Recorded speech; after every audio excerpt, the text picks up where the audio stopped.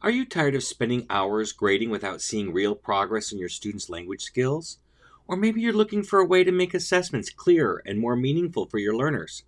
Well, you're in the right place. In today's video, I'm going to show you how to effortlessly master rubrics for language teaching, giving you a simple guide to create and use them effectively. I'm going to share with you 3 powerful ways to build rubrics that are easy to implement, how to use them to give impactful feedback, and quick strategies to seamlessly integrate them into your daily classroom activities. Stick around, because by the end of this video, you'll be equipped with practical, easy-to-use strategies that will save you time and boost your students' success. Let's dive in. Creating rubrics doesn't have to be overwhelming, and it certainly doesn't have to feel like a chore. Think of it as a way to unlock clear communication between you and your students, turning the daunting task of grading into something that both of you actually understand and appreciate. So let's talk about how to make your rubric simple yet effective without all the jargon that makes students just glaze right over. First, start with clear criteria. Picture this. You hand out an assignment and you get back a range of work that's all over the map. Some students have nailed it, others have missed the point completely, and you're left wondering how to fairly assess everyone. This is why you need to define 3 to 4 criteria. But not just any criteria. Make sure they target core skills like comprehension, grammar usage, or pronunciation. And by focusing on what really matters, you're not only making it easier for yourself to grade consistently, but you're also setting clear targets for your students. And suddenly, they know exactly what you're looking for. And surprise, you start getting more consistent results. And the best part? The clearer your criteria, the less stressed everyone feels, especially you. But clarity alone isn't enough. You've got to use student-friendly language. Imagine reading a rubric that's filled with complicated educational terms. Your students might understand a few, but mostly it's just intimidating. It's like trying to solve a puzzle without a key. Instead, what if each level of the rubric was written in everyday language, with clear, relatable examples? You'd be surprised how much easier it is for students to grasp what's expected of them.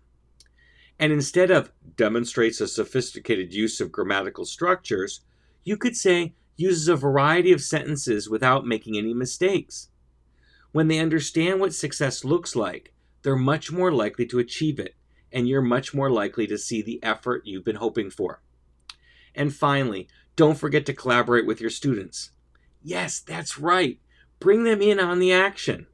What if, instead of presenting a rubric as a done deal, you ask your students what they think makes a good performance? How would they measure strong comprehension or good pronunciation? This isn't just a trick to get them involved. It genuinely boosts their engagement. When students help define what success looks like, they feel the ownership of the process. Suddenly, the rubric isn't a mysterious checklist they're trying to satisfy, it's their own roadmap to success. The buy-in you get from involving them can make all the difference between a class that's going through the motions and a class that's invested in every task. So remember, clear criteria, language students actually understand, and a little collaboration can transform your rubric from a static document into a powerful tool for growth. And the best part, it doesn't just make their lives easier, it makes yours easier too. Using rubrics isn't just about giving grades. It's all about giving your students the kind of feedback that helps them grow. But how do you turn those simple checklists into something more powerful, something that truly drives learning? Let's dive into how you can use rubrics to enhance the feedback process, making it more meaningful for both you and your students. Spoiler alert, it's easier than you think. Peer feedback can be an absolute game changer, but only if your students really know what they're looking for. Imagine giving them a rubric and asking them to evaluate a classmate's work. It's like giving them a behind-the-scenes look at how assessments work. Suddenly, they're not just seeing the end result, they're understanding what makes a good performance. This process promotes deeper reflection on their own work too. They start to think, wait, am I doing this? And that's exactly what you want. Students who aren't just passively completing tasks, but actively engaging with the criteria that matter. It takes rubrics from being a teacher's tool to being a student's compass. Now, when it comes to teacher feedback, sometimes less is truly more. It's tempting to cover every single criterion on the rubric and give feedback on everything all at once. But think about how that feels from the student's perspective. Kind of overwhelming, right? Instead, try focusing on one area at a time. Choose one key criterion to work on. Maybe it's their vocabulary use or their clarity of their arguments. By zeroing in on a single aspect, you're giving them a clear, actionable goal they can work toward without feeling like they're drowning in feedback. And when they see improvements in that one area, they're more motivated to tackle the next. The payoff? They get better step by step and don't feel discouraged by the whole process. But if you really want to take rubric-based feedback to the next level, try holding rubric-based conferences. A quick one-on-one meeting where each student brings their completed rubric and you both talk through the results. No long lectures, no overwhelming corrections, just a conversation about where they did well and where they can improve. This is their moment to take the driver's seat, to ask questions, and to set goals for the next assignment. By encouraging students to review their rubric with you, you're shifting the focus from grades to growth. They walk away knowing exactly what to work on, and more importantly, feeling like they have the power to improve. Rubrics don't have to be a static list of boxes to tick.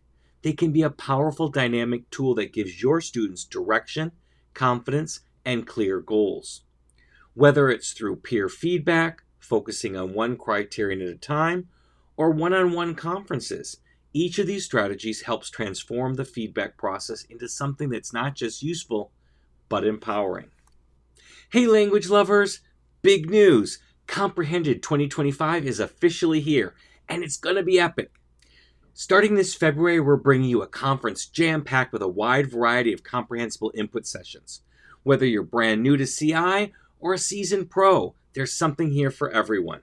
And the best part, you can watch it all from the comfort of, well, anywhere you've got internet access. Bed, coffee shop, even the beach. No judgments here. You've got options too.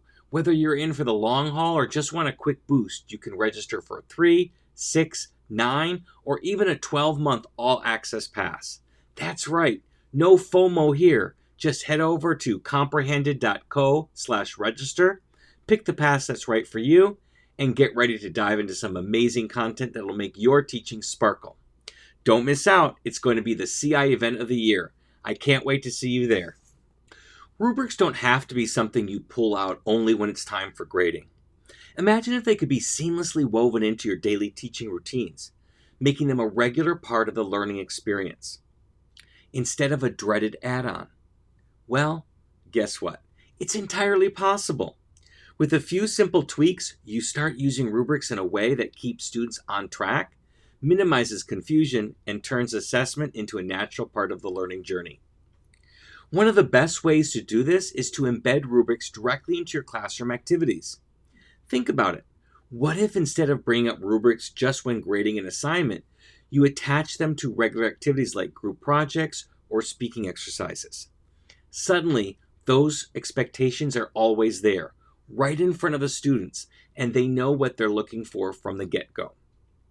It stops being this big, scary grading moment and instead becomes a guiding tool for everything they do. They start to understand that rubrics are about growth, not punishment. It makes your assessments consistent, and instead of feeling like something extra, it becomes a natural part of every activity. Now here's another trick to make rubrics even more effective. Use visual aids. Imagine you're doing a group speaking task. You could go through the criteria beforehand, sure, but by the time they start speaking, most students will have forgotten what you said. Instead, picture a simplified version of the rubric displayed right there on a poster or a slide. Every time they glance up, they're reminded of what they need to focus on, whether it's clarity, engagement, or pronunciation. It's like having a gentle coach right there, helping them stay on track without you having to say a word. Visual aids don't just make the rubric clearer, they keep it in front and center, ensuring students always know the target. And lastly, if you really want your students to take ownership of their learning, get them involved in self-assessment with the rubric. Before turning it in their assignment, each student goes through the rubric and scores themselves. They're not just handing over work and hoping for the best, they're thinking critically about whether they've met each criterion. It's not about giving themselves a grade, it's about reflection. Did they communicate their ideas clearly? Did they use the right vocabulary? This step helps them internalize what success looks like, making it much more likely that they'll improve next time. It turns the rubric into a mirror they can use to see where they are and where they need to go. So don't wait until grading time to pull out that rubric. Embed it, visualize it, and let your students use it for self-assessment. By integrating rubrics into everyday teaching, you're not just simplifying your life. You're creating a classroom where expectations are clear, growth is constant, and assessment is empowering. And that wraps up our guide on mastering rubrics in a language teaching. I hope you're feeling ready to simplify your assessments and make them more effective than ever. If you want to keep the learning going, I've got a treat for you. Check out my next video where I bust the top 5 assessment myths. Trust me, you don't want to miss it. And before you go, I'd love to hear from you. What's your biggest challenge when using rubrics in your classroom? Drop your thoughts in the comments. Thanks so much for watching, and as always, happy comprehensible input.